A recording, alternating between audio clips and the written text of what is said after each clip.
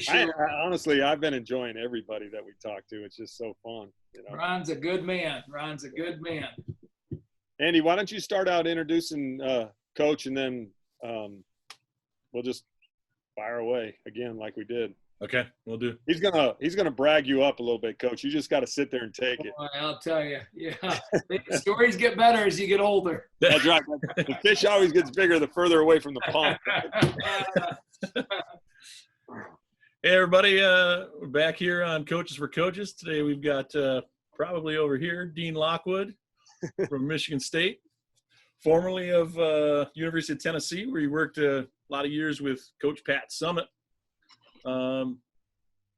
Personally, I'm lucky to have him in my life, and he's coaching my daughter up there at Michigan State.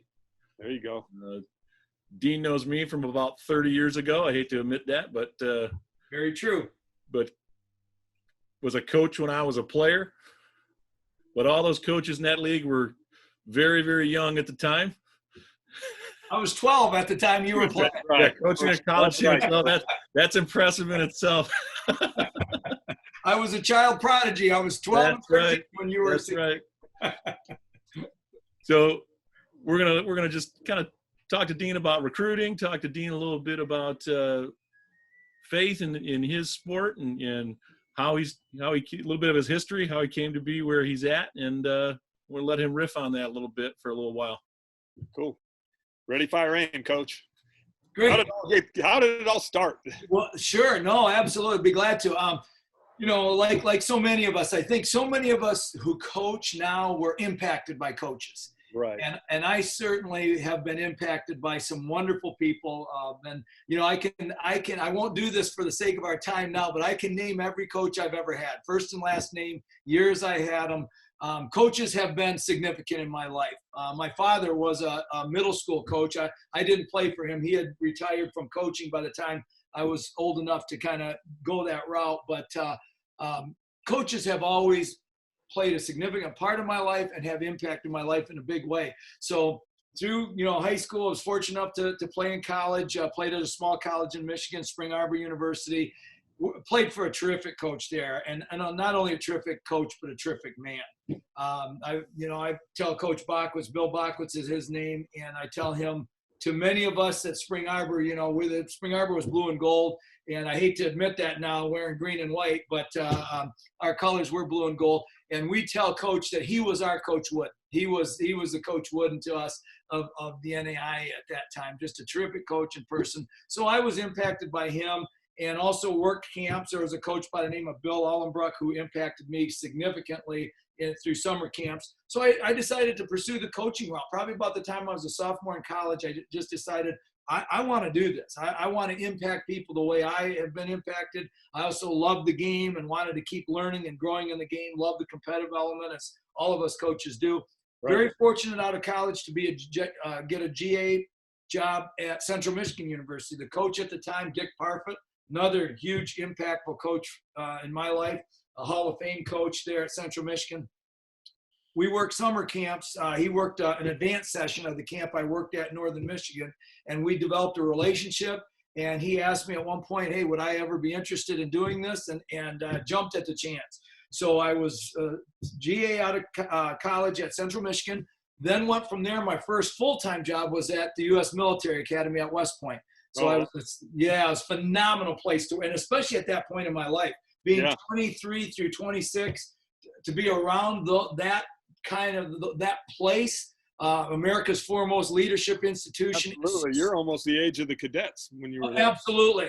And went through, observed some of the stuff that they did and went through some of that stuff at times with them. So it was incredible, an incredible experience for me. And just to be around the quality of people, such accomplished people that were there. So I was committed people. Oh, committed and people that just so the depth of their character in addition to the depth of their accomplishments. Right. But from there I went as an assistant coach at the University of Tennessee for 5 years, and this was all in the men's game. I was 22 years in men's basketball. Okay. So I went to Tennessee as a men's assistant for 5 years, and that's where I got to know Coach Summitt. Coach Summitt at the time had not won a national championship yet, but her programs were very good. And I remember being so taken with her, so impressed with her, her passion for the game, her skills as a communicator, her command presence. She had just coming from West Point, I mean, being around all these leaders, and then I see Pat Summitt. But Pat had command presence like a 3-star general. Oh, I mean, yeah. she was absolutely phenomenal. And so, learned a lot from Pat from afar, and we developed a friendship. And then I went to take the head coaching job at Northwood University in Michigan. That's where Andy and I crossed paths. He was a heck of a player on a heck of a team at Wayne State University. But I was a head coach at Northwood for 6 years, was an assistant back at Central Michigan for 1 year, and then a head coach at Saginaw Valley State University for 6 years. And so during that time, Pat reached out and just said, hey, would you ever be interested in coming into the women's game? And I remember telling her, well, it would depend on, where and for who, but for the right person and everything. I said, absolutely, Pat. I said, coaching is coaching. And she paused for a minute. She said, well, how about here? And I kind of, at that time, Saginaw Valley was a little bit of it was kind of just, we were going through a lot of turmoil, and we'd had 5 ADs in 6 years and a lot of things. Took me all of about 5 seconds to say, yeah, you know. So that's kind of how that connection was. And so I went there and was there for 15 seasons with Pat, 8 with Pat, 7 with Coach Holly Warlick, and now here at Michigan State for one, just completed year 1. That's a really great, fun journey. What an adventure. Coach, we talk about, and you've mentioned it on all these different places. You played for this great coach, and this guy was a great guy, and Pat Summitt was this, and you never talked about plays, all the plays that you ran. You run plays everywhere, right? So Absolutely. What makes him a great coach? What made Pat Summitt a great coach and your other coaches a great coach? When you mentioned that, what is it that makes a coach and is different than a guy that just goes to a clinic and gets another play and tries to install that play with his players? We're always going to have plays. That's what we do. And, that's part of the creativity of it. But to get them to do those plays effectively, efficiently, and productively is a whole nother ball game, isn't it? Absolutely. No, there's no question. Well, I'll tell you, when you asked that question, because I've been asked that before. I've been asked that by 2 NBA general managers. I've been asked that by men's Division I coaches, BCS level coaches, what made Pat so good? And I think we're talking 2 spheres. I think if you look at the big picture, to steal Joe Ehrmann's phrase from Inside Out Coaching, right. Tremendous book for coaches. If you haven't read Inside Out Coaching, every coach should. It's a wonderful book. But transactional coaching versus transformational coaching. Yeah. Coach Summitt was very much a transformational coach. She was interested, as competitive as she was. I've never been around anybody more competitive. Right down the hall from us is Coach Izzo, highly competitive. Susie's very competitive. I've been around some competitive people, but no one was more competitive than Coach Summitt. But her overriding purpose wasn't winning. Her overriding purpose was mentoring young women to become people of character and impact in their respective fields and their respective communities. That was her overriding purpose. Basketball was her vehicle. And in that vehicle, certainly, she pursued excellence daily. She demanded things of herself, of her staff, of her players every single day. But her overriding purpose was to make an impact on young women for the better, to improve their lives. And so I think that's the thing that people connected with. People that played for Pat would tell you 2 things. Number 1, she was incredibly tough and demanding on them. Number 2, they know that she loved them. Yeah. And I think Pat was able to combine those 2 elements as good as anybody I've ever seen. Because sometimes coaches can be hard on people, and it becomes personal, and it's hard to separate that. Right. And I think it's an acquired skill, but it's also partially a gift as well. I think Pat had both of those things. She had a knack and a gift, but it was also an acquired skill that she could get into people and she could demand it. And there were times, I'm telling you, I knew that if players, I looked around the building, because if players would have had access to a small caliber handgun, they would have shot Pat in the leg never killed her, but they would have wounded her and had a full meal and had an 8-hour sleep night doing so. She would get it into that. But at the end of that, they knew that she cared about them. She loved them, and she wanted the best. And she saw something. She would tell players flat out. She said, "My job is to see more in you than you see in yourself." That's right. And that's the thing that I think people not only see it, but bring it out of them. Yes, and I think that's the thing that people appreciate over time. So you've got these two spheres, Steve and Andy. You got one is the coach who cares and has an overriding purpose. But then in terms of the technical things that she did, Pat was a great communicator. She was a phenomenal communicator. She could deliver messages with clarity, with absolute clarity, and do it in a way that was understood. A lot of times we talk about this as coaches all the time, right? It's not what we say, it's what they hear. Yeah. Pat was so good at delivering messages that had clarity and consistency. Phenomenal communicator. She was very demanding without being demeaning. Pat was very demanding, and every day, and again, we talked about this once before, where Pat, every single day, she brought an energy and a commitment to excellence. There was nothing that got swept under the rug. There was nothing that got missed. I mean, she was like a lion in her jungle. Her eyes roamed the plain, and she missed nothing. She missed nothing. I mean, she was so good at that. And yet at the same time, at the end of that, she could convey that message that she cared. But she was a great communicator. She had great attention to detail. And another thing with Pat is that she was so big on accountability. She was so big on giving ownership. Not a lot of coaches are so controlling. Pat would demand excellence. She would define a role, but then she would expect you, Steve, to take that role and grab ownership of it. She wanted the team to take ownership.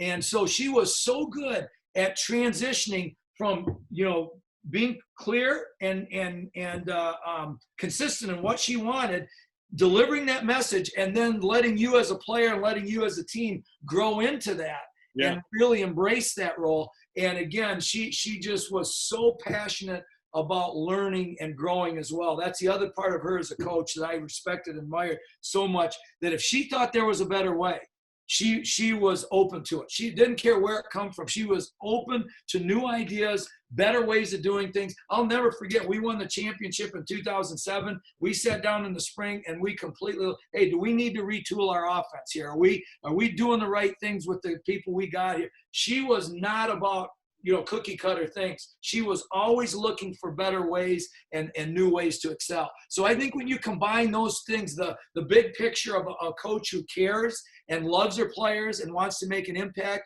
and then a coach who's phenomenal at communicating, at role definition and clarity, and has a passion for excellence, I think you got a pretty special package, and that's what. Oh yeah, absolutely. I'm sure there's some things that she said that now you say to your players. Absolutely. And I know that because I worked with Lou Holtz at Notre Dame, and I hear myself saying those same things. It's like you say what your father said to you. Absolutely. And I say those things to my players, and because why? They're proven over time, sound principles, and it's what should be done if you want to be great.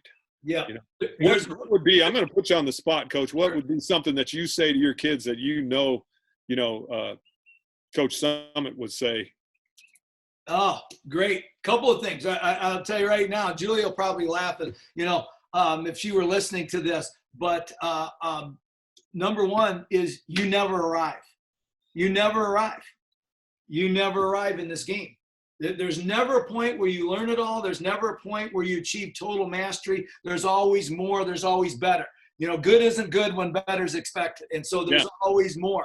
Another thing is Pat was so big into defense. And here's a little thing. This is a technical basketball thing, but no stance, no chance. No stance, no chance. I love that stuff. If you're not in a stance defensively, if your head's not lower than that player you're guarding their shoulders, you got no chance to stop them. You've got no chance to stop somebody if you're not in a stand. So, and I could do this for all afternoon. There's a number. Keep going. We'll cut you off when we need to cut you off.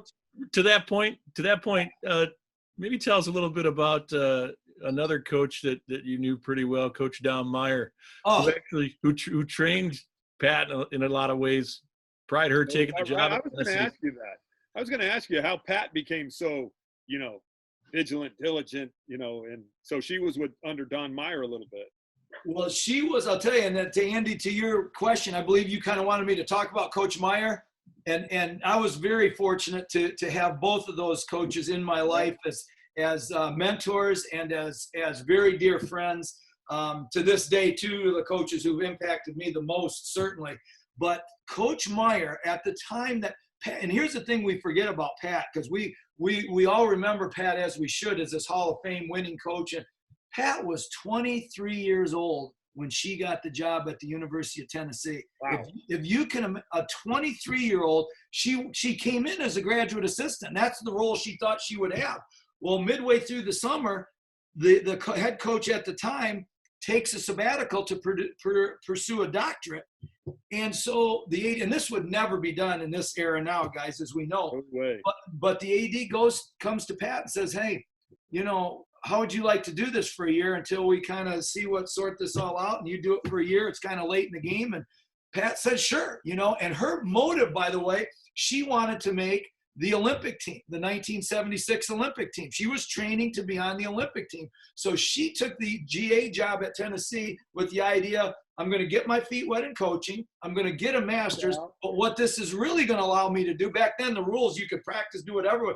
I'm going to be able to practice and play with the kids every day in order to train to be on the 76 Olympic team. That's right. So that is the backdrop to our story here. Here's a 23-year-old coach. And Pat told me this. I remember I arrived at Tennessee in 2004, and partly because of Coach Meyer. She had talked with Coach Meyer prior to my coming on board and prior to even her reaching out with that phone call. And thankfully, Coach Meyer said, good things. And so I passed through that hoop. But because she put a lot of stock into what Coach Meyer said. But she told me, because Don, during the time that I was there, came through. He'd always come through to watch practices with, Pat's practices. And a number of times when I was there, he stayed at my house, and Pat knew we were really close. And I remember one time when he was coming in that afternoon, and she said, I really didn't know how to run a practice until Coach Meyer taught me how to run practice. She said, I knew drills and I would do, but she said, Dean, how I organized practice and structured practice, I was all over the board. And she said, fortunately, Coach Meyer sat down with me, and he was the coach at the time at Lipscomb University, David Lipscomb University. Now it's Lipscomb University in Nashville, Tennessee. It was an NAIA school at the time. Don was highly, highly successful. They won a national championship in 1986 and was at one time the all-time winningest coach in college basketball. But essentially, Pat said, Don taught me how to run practice. And Don and Pat did a number of clinics over the years. They did one up in Michigan that our good friend Garth Pleasant, Bob Taylor kind of, put that together. But Pat and Don were very close. They talked basketball a lot. They got ideas from each other.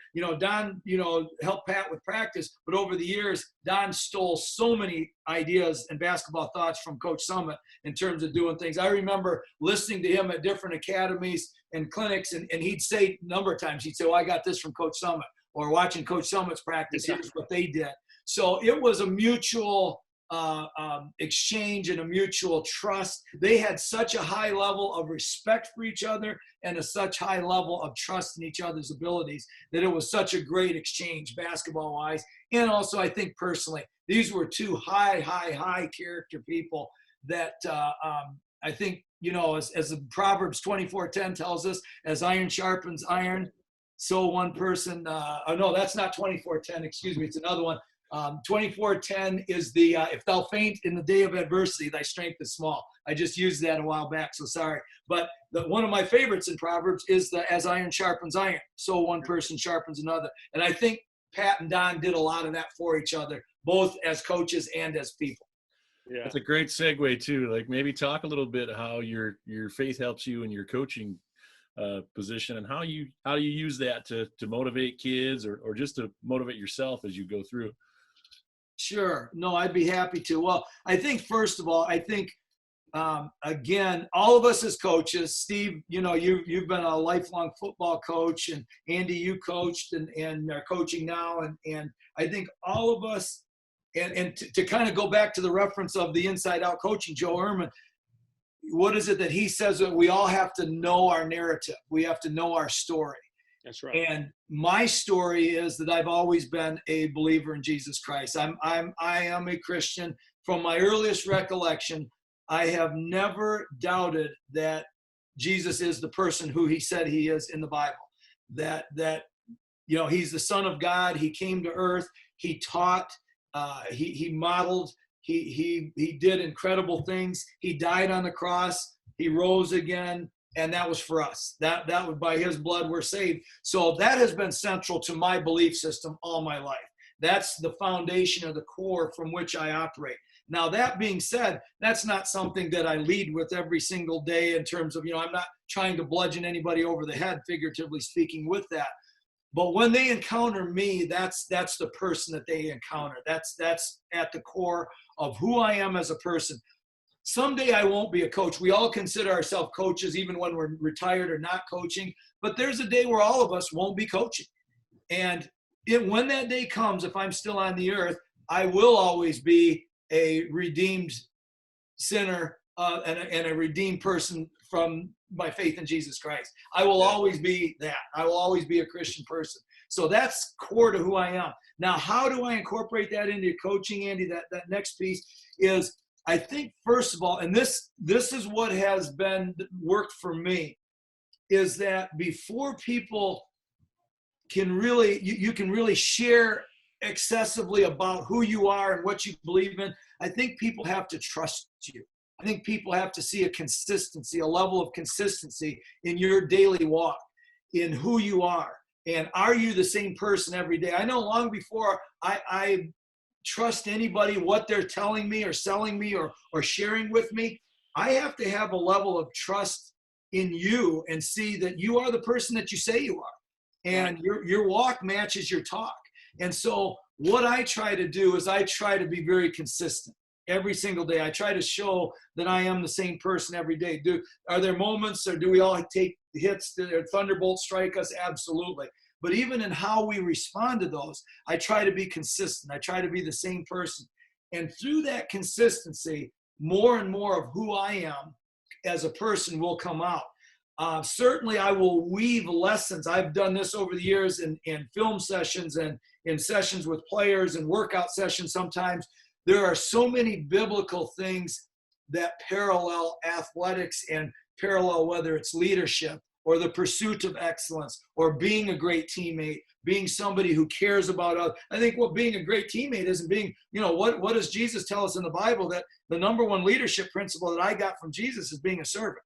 And so we're talking about being servant leaders all the time. So those are principles I think we can weave in, but until people see that you're authentic, that you're genuine, that you're consistent, and especially, and I'm a big believer in this is another Coach Summit that she stole, I believe, from John Maxwell, and I know he stole it from somewhere else. People don't care what you know until they know how much you care. That's right.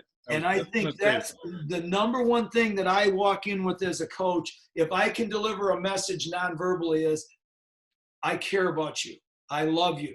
Whoever you are, I care about you and I love you. Now, part of loving them and caring about them is I'm going to demand the best from you. I'm going to not settle for average when I see better in you.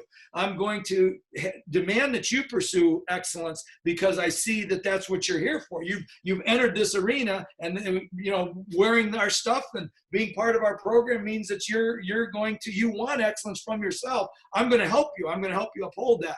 But I think non-verbally, the biggest message I try to convey through the front door, the very first thing I want players to know about me is that I care about them, that I love them unconditionally, and it's not based on their performance, if they're playing good this day or bad this day, whatever. I love them, I care about them, and I'm someone that they can trust, and I want to build a relationship with them for life.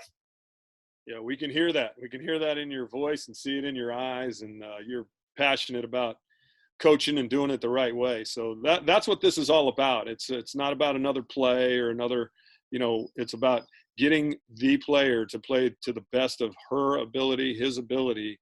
And that's what a good coach does. He's transformational, like you said.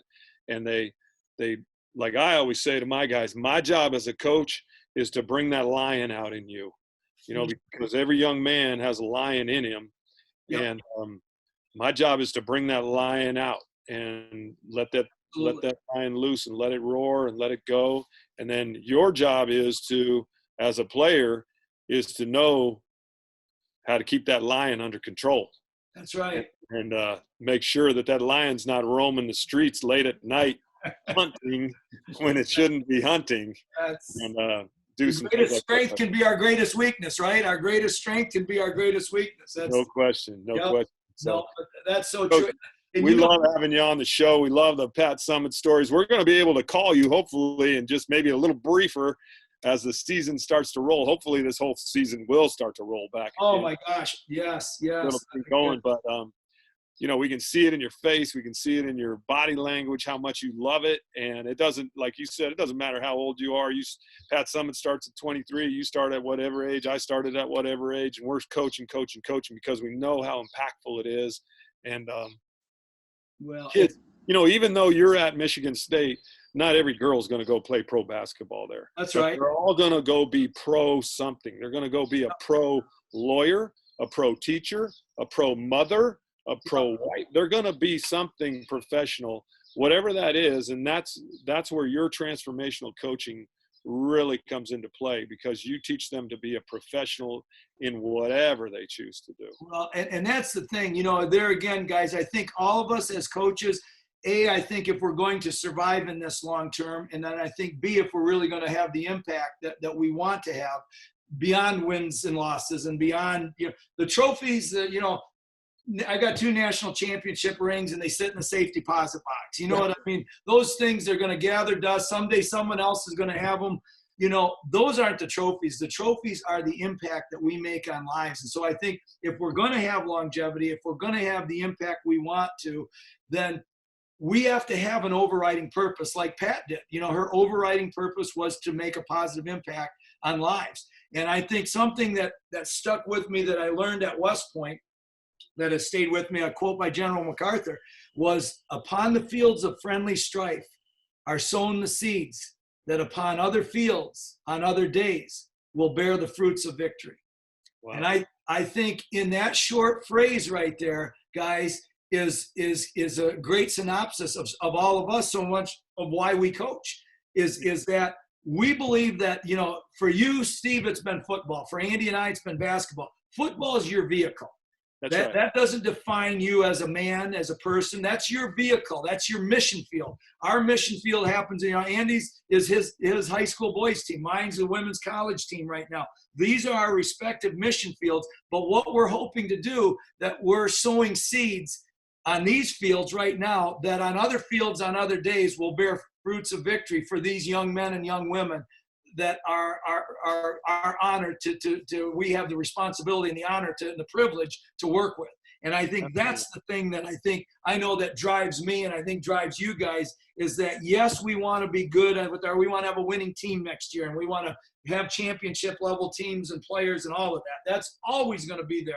But the thing that really drives us is the fact that we want these young men and young women to experience success, to be young people of impact, to be people of impact in their lives and their families for the rest of their lives. And that's a ripple effect. What we're doing is we're planting trees, and we'll never enjoy the shade, but someone else will get to enjoy the shade. And that's what we want to do. That's true. And, this whole show, Coaches for Coaches, is all about, who would have ever known? You would have never known. I would have never known where our journey begins, and then where it takes us, who we get to meet on our journey, and how they impact us, so then we can go impact others, just like that story General MacArthur said. Who would have ever known that you'd be coaching at West Point? And then to go from West Point down to Tennessee and coach with Pat Summitt. And then, journey on, become a head coach, assistant coach, back to head coach, and now you're, impacting lives at Michigan State. Go Spartans, right? And I think it's awesome. Yeah, no, thank you. It's an honor. And, it's such a blessing, I think, for all of us who do coach, I'm reminded, and I don't know this by heart, guys, but in essence, Coach Wooden, who I had the good fortune, I think I've told Andy this story. I had the good fortune through Pat's mentor, Billy Moore. She was the 1976 Olympic coach. She was the 19-year head women's coach at UCLA. Oh, man. She knew I was a big Coach Wooden disciple, so to speak. She looked at my bookshelves and saw all this Coach Wooden stuff, and she said, hey, would you ever like to meet with Coach? And I said, are you kidding? So in short, Billy set up what was going to be a breakfast. Well, Coach Wooden invited me back to his condo with a couple of his former players and Coach Moore. So it ended up being 10.5-hour a day with Coach Wooden. And I still have the notes, unbelievable. But one of the things that he talked about in terms of, to bring it to your point a moment ago, is it is such a privilege for us to coach and to have this opportunity to impact people. And there's a poem that one of his favorites, and it basically, the title is They Ask Me Why I Teach. And the first couple lines, they ask me why I teach, where else could I find such splendid company?